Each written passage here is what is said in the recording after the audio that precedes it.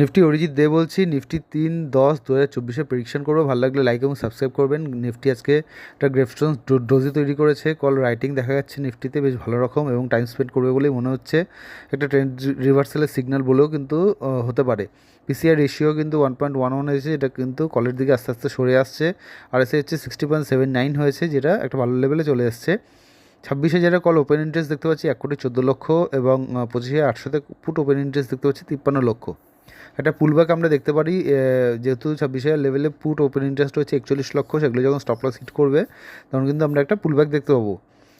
যদি 26,600 লেভেল ভেঙে যায় কোনোভাবে, তাহলে কিন্তু নিফটি লোয়ার লো আমরা দেখতে পাবো উপরের দিকে, এবং নিচের দিকে দুটো ইম্পর্টেন্ট লেভেল বলে দেবো। 25,907, এটা যতক্ষণ না ক্রস করছে ততক্ষণ অবধি নিফটি বুলিশ হবে না, এবং তলার দিকে 25,661, এটা ক্রস না করলে কিন্তু নিফটি বিয়ারিশ হবে না। ভালো লাগলে লাইক এবং সাবস্ক্রাইব করবেন। ধন্যবাদ।